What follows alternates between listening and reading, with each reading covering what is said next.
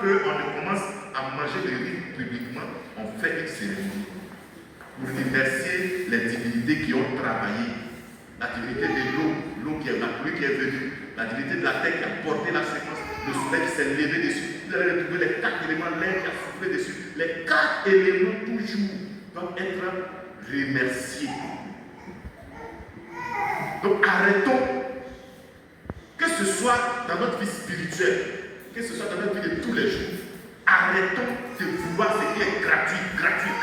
Il y a des gens qui sont abonnés au gratuit. Lorsqu'on dit c'est gratuit là-bas, tout le monde court pour aller là-bas. Alors que quand c'est gratuit, il y a un piège derrière. Quand c'est gratuit là, il y a un piège. Parce que l'univers te regarde. Et l'univers, lui, sa loi, c'est l'équilibre. Si il regarde et que dans ta vie, tu ne fais que gagner sans jamais donner là, tu vas voir qu'il va rétablir ça. Et quand il rétablit ça, souvent ce n'est pas dans ton bon sens. Ce n'est pas aussi pour te faire du bien forcément. Parce que l'équilibre, c'est la stabilité. Tu vas voir que quand tu es dans l'équilibre, quand tu es dans la marade, quand tu peux dire merci quand il faut, quand tu peux être reconnaissant quand il faut, quand tu peux poser des actes pour équilibrer ce que tu reçois, de qui tu reçois, à partir de ce moment-là, il y a un flux. C'est comme si l'énergie circule librement.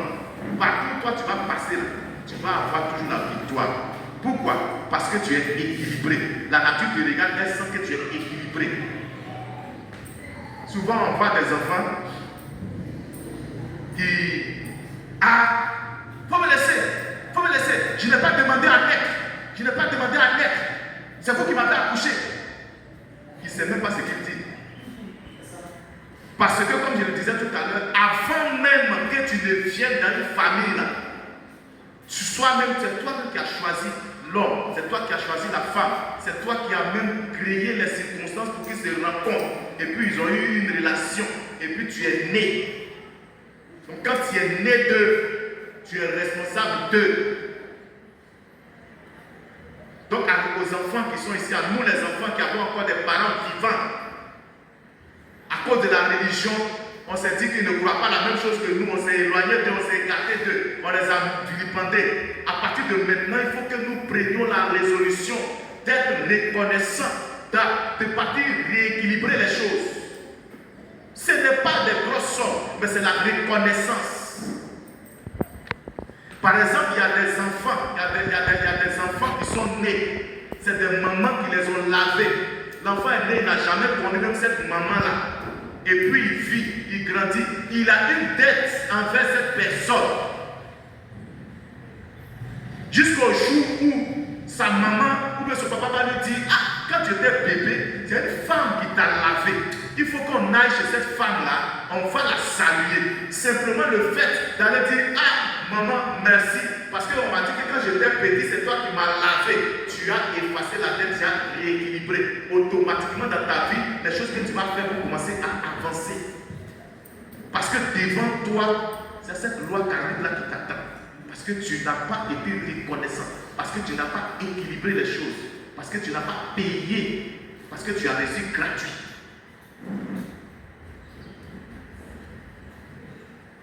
Il y a des situations où tu étais malade, c'est quelqu'un qui allait, tu allais rester chez cette personne et puis tu as été guéri, tu es parti, tu as oublié.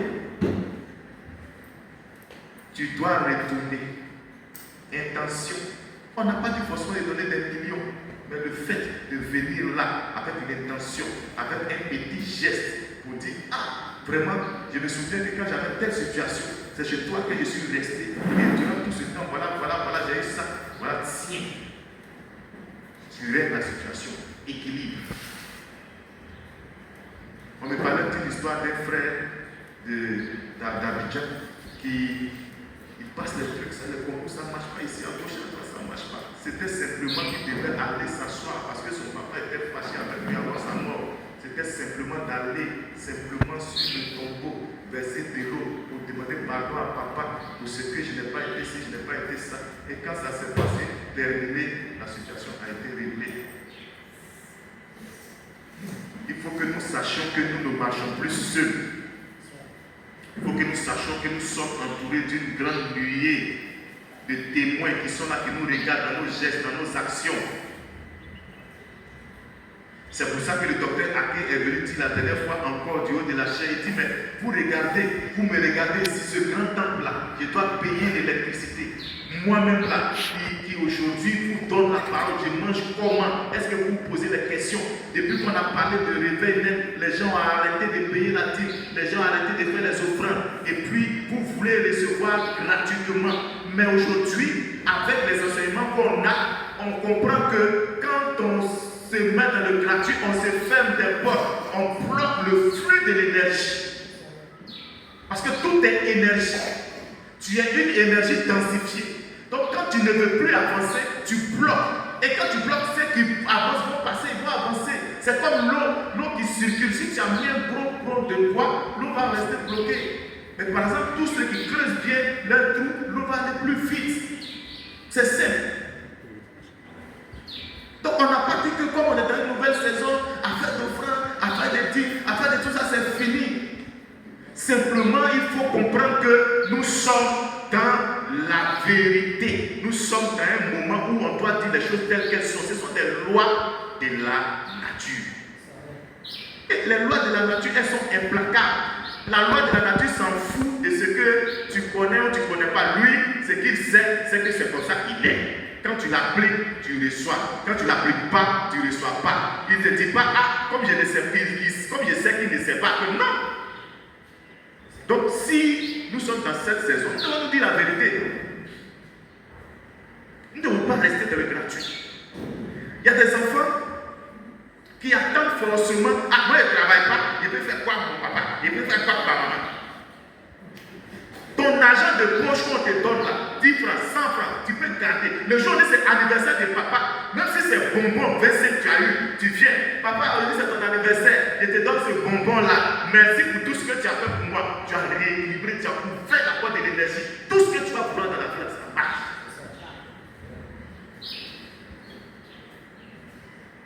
Ton pauvre papa assis au village, il n'a jamais touché, même on a trouvé un vieux pot qui, à la télé, c'est parce que c'est un vieux pot qui dit qu'il n'a jamais touché 10 000, il n'a jamais eu 10 000 francs pour lui. Ton papa même peut-être n'a jamais touché 200 000, 300 000 dans sa main. Tu te lèves un matin, tu t'en vas faire les traits, les billets nouveaux, crac, chaud. 200 000, 300 000, tu viens, tu mets l'enveloppe, tu arrives, tu dis, papa, ah, je suis là aujourd'hui pour te saluer. Regarde, tiens ça, des billets chauds, crac. Tiens, merci pour tout ce que tu as fait.